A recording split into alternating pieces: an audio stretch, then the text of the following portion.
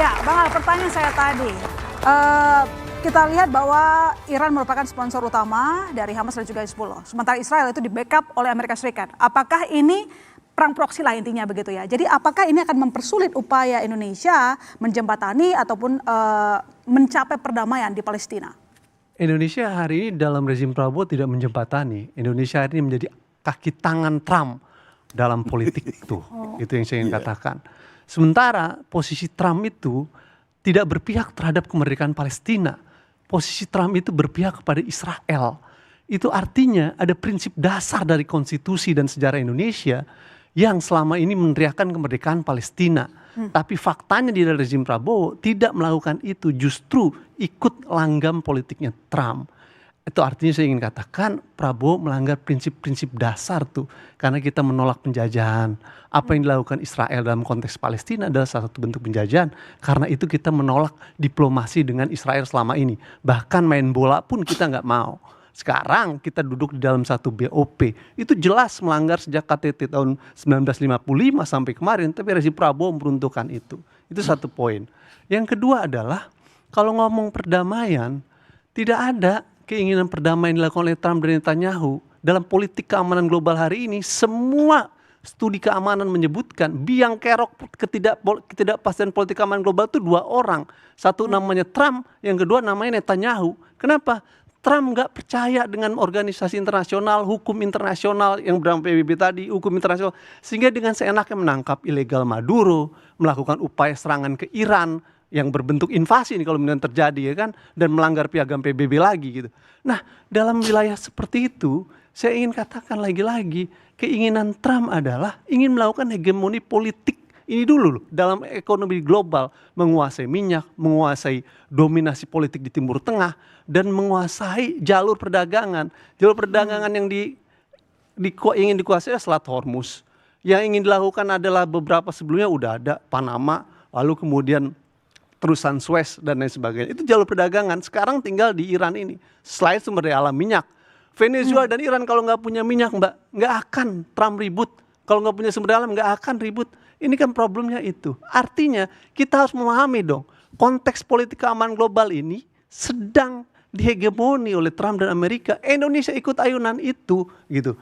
Yang kedua, Netanyahu adalah masalah besar karena penjahat perang.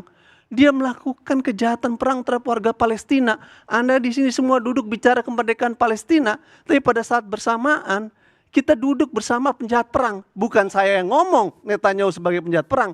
Mahkamah Pidana Internasional yang menyebut Netanyahu penjahat perang. Kalau kita bisa menerima Netanyahu sebagai penjahat perang, saya ingin bilang bahwa yang bisa duduk dengan penjahat perang adalah mereka yang penjahat perang juga dalam konteks itu. Pertanyaan, apakah Indonesia mau dikategorikan sebagai penjahat perang juga dalam konteks nantinya ya. Ketiga, saya ingin bilang bahwa ISF itu bukan dalam konteks mandat PBB yang dibentuk ini, tapi dalam mandat BOP gitu. Karena mandat Dewan Keamanan PBB terhadap ISF belum ada sampai sekarang. Dengan demikian dalam perspektif pertahanan, berbahaya sekali mengirim militer tentara ke sana dalam konteks mandat Dewan Keamanan PBB yang belum ada. Kenapa? Karena kita nggak akan dipayungi dalam rezim hukum internasional. Dengan demikian saya bilang ini kita bisa mati konyol di sana karena realitas BOP-nya nggak jelas, dikirim atas nama BOP dan bukan atas mandat Dewan Keamanan PBB. Siapa yang kasihan? Tentara di sana. Saya mau bilang bahwa kalau DPR ataupun pemerintah terus mengirim pasukan ke sana dan kemudian Hamas menyatakan Anda jangan ke sini, kalau Anda ke sini kami lawan, lalu kemudian tetap di sana untuk tujuan rekonstruksi dan peluncuran senjata Hamas, maka terjadi bentrok. Kalau ada korban jiwa dari tentara Indonesia akibat bentrok dengan Hamas nanti, saya akan minta pertanggungjawaban kepada DPR karena telah mengorbankan tentara Indonesia yang bukan dalam misi PBB tapi dalam misi BOP. Jangan bercanda, ini bukan main-main. Kita sedang bicara tentang pengiriman pasukan TNI. Karena itu harus ada rule of engagement yang jelas. Siapa? PBB, bukan BOP. Sepanjang PBB tidak memberikan mandat keamanan, maka jangan kirim pasukan ke sana. Itu sama saja mati konyol. Kasihan tentara kita. Terima kasih. Mas Adam, tadi disampaikan oleh Bang Al bahwa Indonesia justru jadi kaki tangan Amerika Serikat dan ikut ayunan seorang Trump. Yang pertama adalah apa yang dilakukan pemerintah Indonesia itu adalah mandat konstitusi. Ini yang pertama, dasarnya adalah mandat konstitusi. Kita bicara soal multilateralisme dan juga bilateral di sini. Ada dua hal untuk menyeimbangkan semuanya. Nah, di multilateral ini kita ikut andil dalam forum-forum internasional, baik itu di PBB, karena diawali ketika kita bicara soal two state solution itu ada di sidang umum PBB. Oke. Kemudian ada langkah yang ada namanya resolusi Dewan Keamanan PBB 2803. Nah, bolanya di sana. Kemudian mengkonfirmasinya bagaimana, apakah ini board office ini kemudian bagian dari resolusi Dewan Keamanan PBB atau bukan. Makanya tadi yang saya sampaikan, sebelum adanya forum BOP, ada diplomasi ganda yang dilakukan Pak Presiden dan juga Pak Menlu. Pak Menlu kemudian menyampaikan di Dewan Keamanan PBB bahwa Dewan Keamanan PBB dan board office adalah sarana untuk perdamaian di Gaza, untuk kemerdekaan Palestina. Itu yang penekanannya di situ. Nah, kalau misalkan kita bicara soal ISF tadi yang disampaikan tadi, ini posisinya ini kita sudah ada di depan meja. Bagaimana langkah-langkah ini harus bergerak. Nah, dalam konsep multilateralisme, semua hal yang dilakukan pemerintahan Indonesia ini adalah bagian politik luar negeri bebas aktif. Jadi tidak ada yang di ketiaknya atau kaki tangannya negara manapun. Indonesia ketika berbicara soal bilateral, hubungan bilateral antara Amerika itu berjalan. Bagaimana kemudian ada perundingan terkait dengan ekonomi di sana. Tapi dengan Iran pun Indonesia berjalan. Bagaimana ada hubungan bilateral di sana. Nah, dan Indonesia bagaimana mitigasi antara soal ekonomi dan keamanan. Indonesia pun ada swasembada energi di sana, di sini. Nah, ini yang saya mau bilang bahwa Indonesia sudah meletakkan bahwa diplomasi itu baik itu secara multilateral, bilateral, bahkan bagaimana resilience diplomasi atau diplomasi ketahanannya. Artinya di sini langkah-langkah strategis yang dilakukan pemerintahan Indonesia ini sudah berdasarkan daripada politik luar negeri bebas aktif. Dan ini adalah bagian dari founding yang dikemukakan di proklamasi.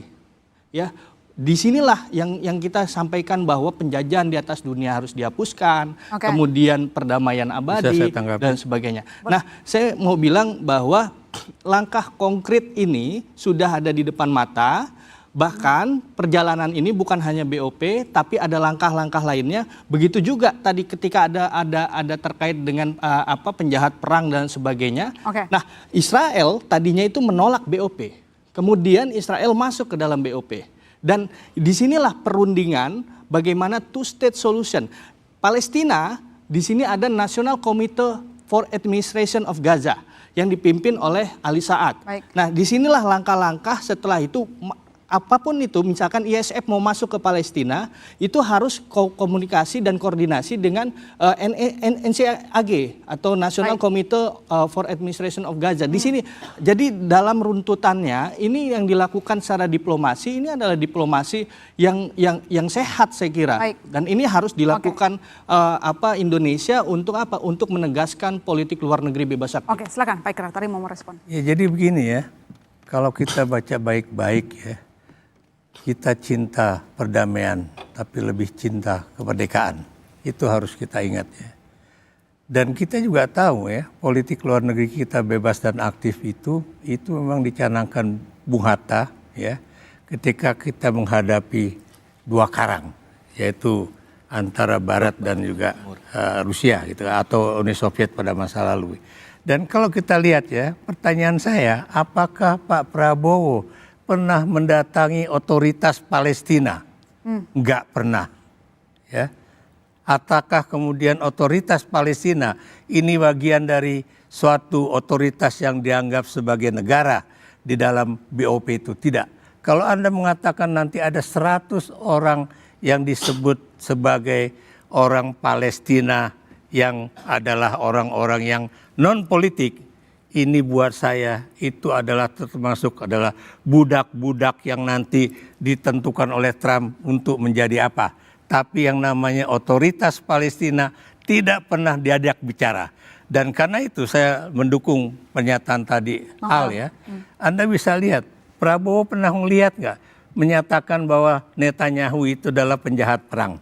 Anda pernah mendengar nggak bahwa apa yang dilakukan oleh Israel di Gaza sampai detik kemarin ya, itu adalah suatu genosida. Ya, Anda bisa bayangkan ada dalam satu gedung 67 orang dalam satu gedung, satu keluarga, itu disebut oleh Indonesia mati syahid. Bapak juga harus ingat ya, kemarin MUI juga mengatakan kan, ketika ada pernyataan bahwa Idul Fitri itu Ramadan jatuh tanggal 19, itu saya lupa ya, itu kalau nggak salah Ketua MUI mengatakan mari kita berdoa untuk kemerdekaan Palestina. Apa artinya itu? Adakah di dalam BOP itu yang disebut dengan roadmap untuk kemerdekaan Palestina? Nggak ada itu. Jadi itu yang kemudian kita khawatirkan. Kalau dikatakan misalnya oleh KSAD bahwa nanti yang kita kirim adalah tentara untuk Zeni, tempur. Pertanyaan saya, dia mau membangun di mana? Ya, karena kita tahu, buat saya yang namanya Gaza itu adalah tanah Palestina, bukan tanah Israel, bukan tanah Kushner, anak mantunya Trump. Karena yang ingin dibantu katanya Trump, nanti kita akan sediakan anggaran 70 miliar US dollar. Where the money from? Dan ini juga tanah siapa dia mau bangun seenaknya.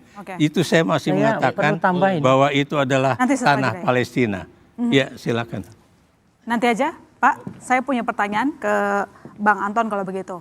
Pak Anton, setelah masuk BOP ada kesepakatan dagang, tarif dagang yang kita ketahui.